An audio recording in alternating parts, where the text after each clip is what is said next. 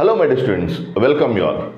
APPSC group 2 exam జరిగి almost 1 month పైన అవుతుంది. టీఎస్పీఎస్సీ గ్రూప్ 1, 2, 3కి సంబంధించిన రిజల్ట్స్ రిలీజ్ అయినాయి. This is the crux or this is the gap period where the students has to take a wise decision. So I took so much of time to analyze this situation. So జాగ్రత్తగా follow అవుతూ దీన్ని ప్రాక్టికల్గా implement చేయడానికి ప్రయత్నించండి, which is going to be game changer for your career అనమాట. So for example APPSC group 2 అభ్యర్థులు, so exams ఎప్పుడైనా 2 రకాలుగా ఉంటాయి. For example if you took the exam, okay, ఆ ఎగ్జామ్ నీ హార్డ్ వర్క్ని డెఫినెట్గా రిఫ్లెక్ట్ చేసింది అనుకోండి. హార్డ్ వర్క్కి ఎటువంటి తారతమ్యాలు లేకుండా రిఫ్లెక్షన్ వచ్చేటువంటి exams are nothing but objective exams నాన్న, that is for sure. So నీ హార్డ్ వర్క్కి ఎటువంటి సెకండ్ థాట్ లేకుండా దట్ కెన్ రిఫ్లెక్ట్స్ అనమాట. For example if you look at the group 2 కావచ్చు, లేకపోతే ఆర్ఆర్బి ఎన్టీపీసీ కావచ్చు, or else in the case of banking కావచ్చు, ఎస్ఎస్సి కావచ్చు, these are all the exams, sub inspector కావచ్చు, these are all the exams which can directly reflect your hard work. అంటే అటువంటి ఎగ్జామ్స్కి top priority ఇవ్వండి అని చెప్తున్నాను. Whereas in the case of some exams are there like group 1 mains కావచ్చు, UPSC కావచ్చు, these are all the exams నీ hard work కన్నా కూడా లక్ చాలా ఇంపార్టెంట్ రోల్ ప్లే చేసేటువంటి అంశం. కొంతమందికి లక్ హార్డ్ వర్క్ ఉన్నా కూడా టీఎస్పీఎస్సీ గ్రూప్ 1 మెయిన్స్ లాగా తెలుగు మీడియం అభ్యర్థులకు జరుగుతున్న అన్యాయాన్ని మనం చూస్తూనే ఉన్నాం. So the point here it is, ముందు ఒక సేఫ్ అండ్ సెక్యూర్డ్ జోన్లో ఒక ఉద్యోగాన్ని సాధించడం చాలా చాలా ఇంపార్టెంట్ అనమాట. సేఫ్ అండ్ సెక్యూర్డ్ జోన్లో ఉద్యోగం అంటే for example try to prepare for objective level of exams.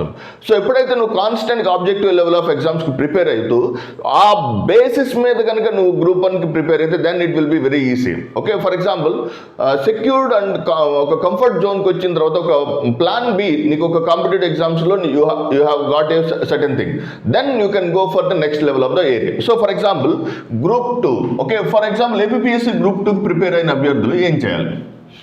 Okay, సిపిటికి ప్రిపేర్ అవుతున్నారు. What is the meaning? Hypothetical ఏరియాలో మళ్ళా ఇంకో హైపోథెటికల్ ఏరియా ఏంది? ఎగ్జామ్ జరిగింది, రిజల్ట్స్ ఎప్పుడు వస్తాయో తెలియదు. ఓకే, రిజల్ట్స్ వచ్చిన తర్వాత వాటిలో మన లిస్ట్ నెంబర్ ఉంటుందో లేదో తెలియదు అనేది మీరు చాలా కేర్ఫుల్గా ఆలోచించాలి. ఈ టైంలో spending that much of money, ఆ 3,000 or 4,000 rupees is nothing but waste of money అనమాట. మీరు చేయాల్సింది రిజల్ట్స్ వచ్చిన తర్వాత, రిజల్ట్స్లో నీ లిస్ట్ ఉన్న తర్వాత అప్పుడు మాత్రమే చేయాల్సింది. That is called as hypothetical ఏరియాలో ఇంకొక హైపోథెసిస్ అండి. నేను కలెక్టర్ అయిన తర్వాత నేను కంపల్సరీగా కారు వేసుకుని 2 hypothesis. Are you getting my point?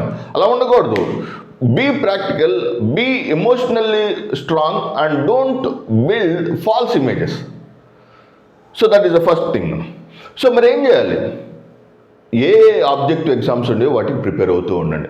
అది ఏపీపీఎస్సీలో గ్రూప్ 3, గ్రూప్ 4 నోటిఫికేషన్స్ భవిష్యత్తులో చాలా కష్టం కాబట్టి మీరు చేయాల్సిందంత అయింది, ఏదో ఒక నెక్స్ట్ గ్రూప్ 1కి కానీ, లేకపోతే ఆర్ఆర్బి ఎన్టీపీసీకి కానీ, or else in the case of UPSC ప్రిలిమినరీకి కానీ ఈ ప్రిపరేషన్ని మీరు కొనసాగిస్తూ వెళ్ళండి. అంతేగాని ఒక ఇల్యూషన్ ఆర్ హాల్యూజినేషన్లో ఉండి ఆ సిపిటి కోసం విలువైనటువంటి 3 లేదా 4 నెలల విలువైన కాలాన్ని వేస్ట్ చేసుకోకండి. ఫర్ ఎగ్జాంపుల్ హైకోర్టులో జాబులు పడ్డాయి, లేదా ఏదో ఒక ఆబ్జెక్టివ్ ఎగ్జామ్స్ అన్న. Objective exams are the best exams to prove your potential.